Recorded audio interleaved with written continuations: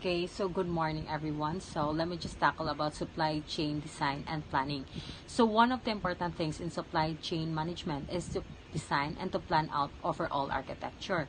So ikaw, if nakiplano maghimo ka ng restaurant or business in the future, so importante jud nga kanang nakiplano, you know your plan, you know your target market, kabaw ka sa kanang ay sa imong design imo jud ang tagaan o kanang marag budget sa imong design kay nowadays manggod kay sa mga tao especially karon nga COVID pila ta ka buwan nga na lockdown sa tong panimalay, so kanang karon pa jud ta nakagawas-gawas, so ang mga tao gajud ron kay ganahan magsuroy-suroy nga na bisag diri ra sa maasin within Southern Leyte nga na.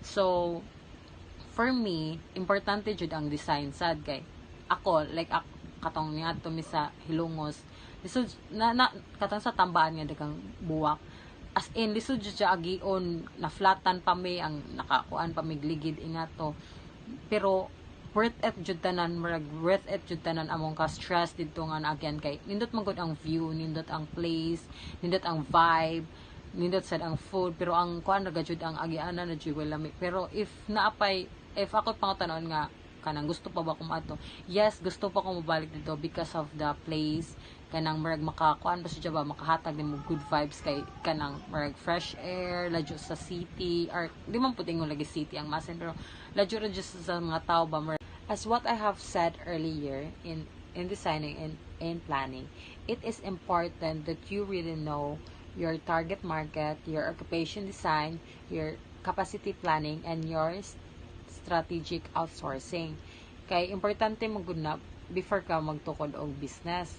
So, thank you. Okay, so good morning everyone. So let me just tackle about supply chain design and planning.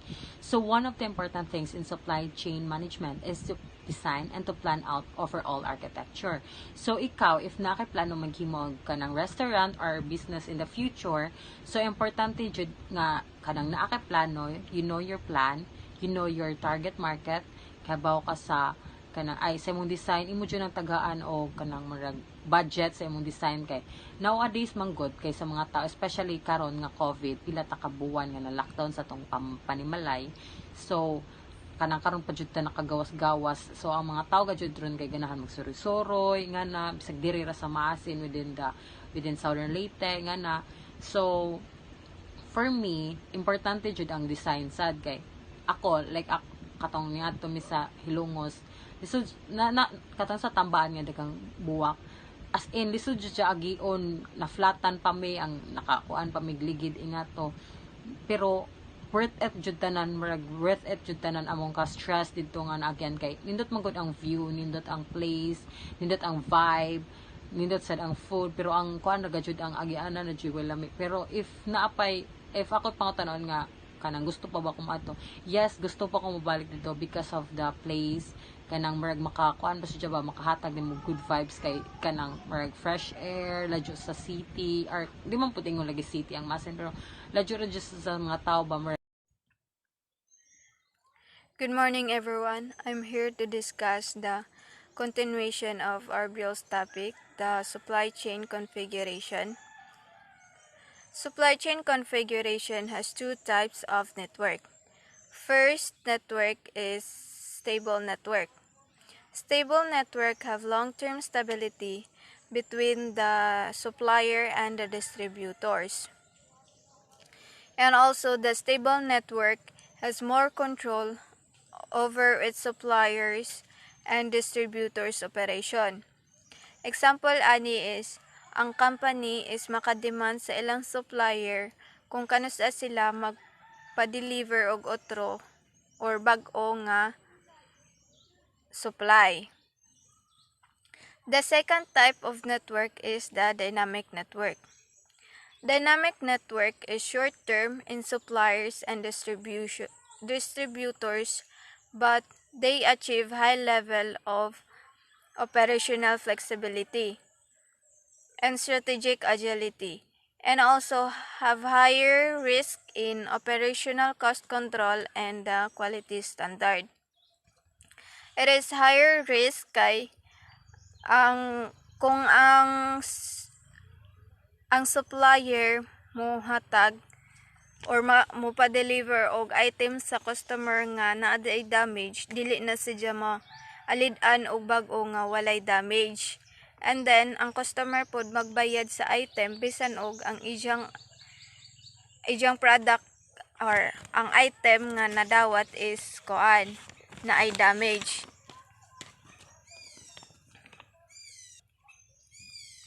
The next topic I will discuss is the extent of vertical integration. It is defined as the single ownership of consecutive activities along the supply chain. Example ani is ang company na ay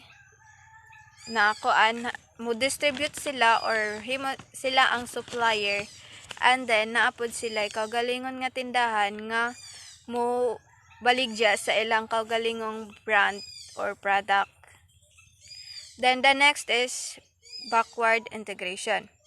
It is a form of vertical integration in which a company expands its role to fulfill the task. Example ani is ang company nagkinahanglan siya og supplier para sa raw materials nga ilang kinahanglanon, and then naa sila sisters company, so mao adto ra sila mo kuha og raw materials na ilang gikinahanglan, and then di na sila mo mangita sa og lain nga supplier kay naa naman sila sisters company, unless nga kung kinahanglanon nila ang product or supply nga wa sa sisters company, then ato ra sila mangita og lain na kuan na supplier para maka-create na sila og product. Next is forward integration.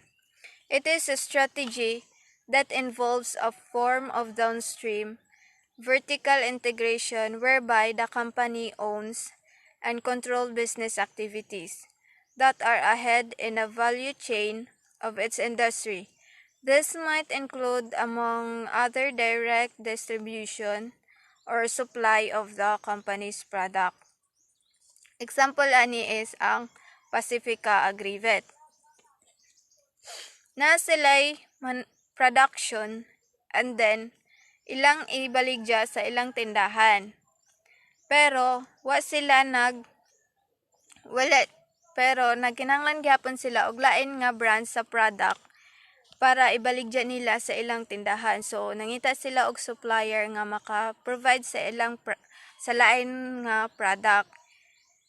And then the customers mapalit sa Pacifica nga sa lain-lain nga mga brand sa product, and then ilang i-retail sa ilang tindahan. Next is narrow span.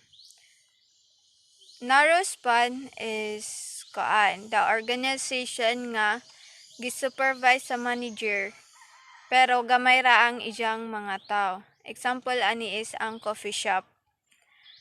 Gamay ra man ang tao sa or gikinahanglan sa coffee shop kay gamay ra man siya nga establishment. Next is wide span. Many people are under the control of the manager.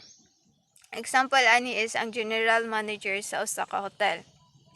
Daghan ang gikontrol sa manager kay ang hotel is daghan man nga department nga ang kada head sa department mo report adto sa general manager kung ansa ang situation sa hotel.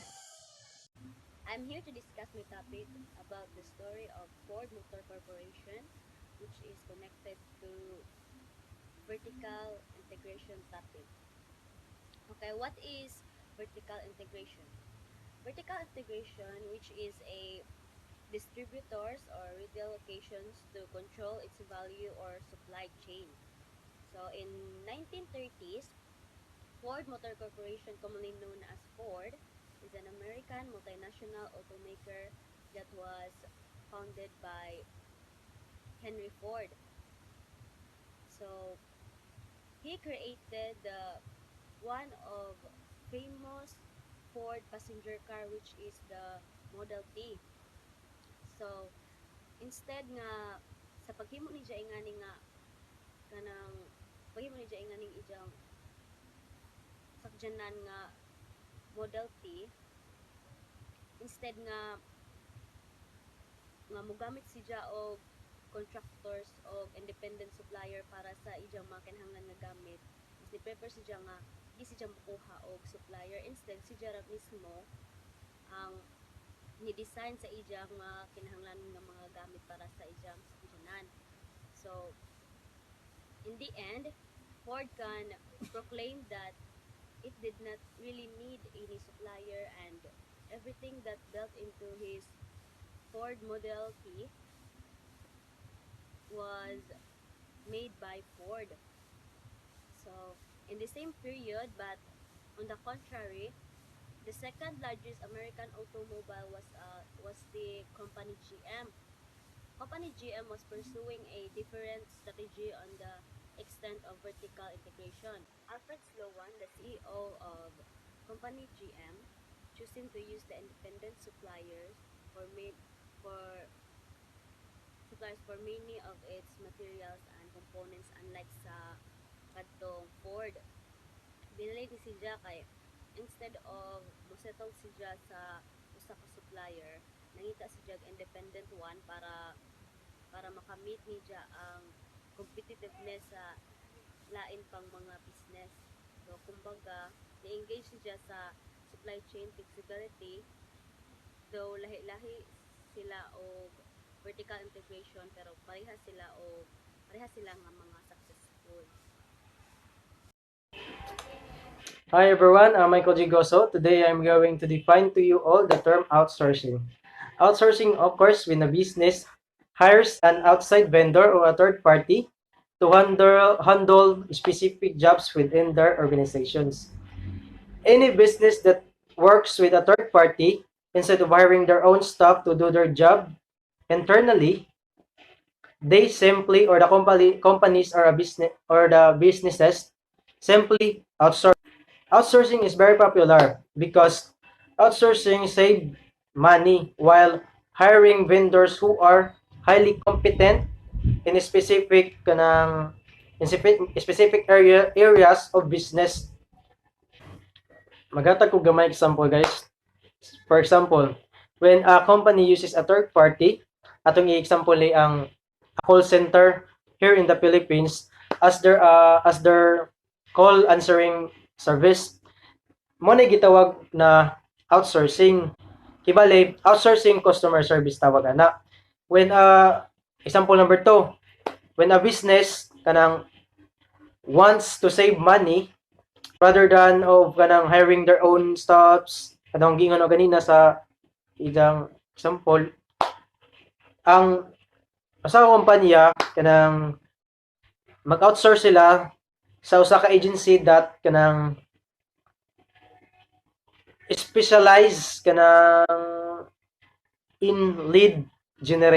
Good evening, classmate. Good evening, sir. I will continue discuss of Michael Goso is supply chain and design planning.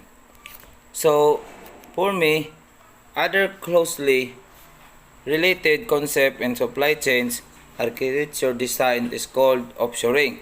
So, offshoring nga ni ni siya nga saong nasabtan bisan pa ang offshoring kung ang usa ka kumpanya nagpadala og mga sulod nga trabaho sa balay nga himuon sa laing nasod.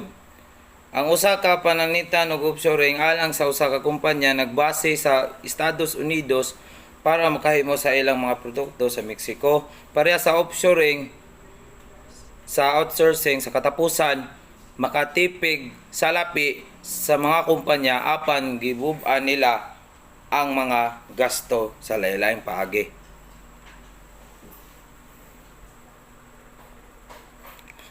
Mo nang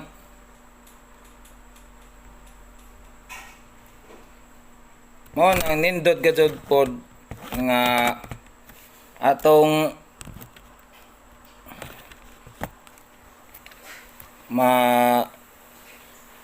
Dako tag ma-learn aning offshoring. So naay duha ka aw nayupat ka aw duha ka ano sa global mo ni siya ang offshore manufacturing and offshore outsourcing. Ang local pod local production ensuring and onshore outsourcing.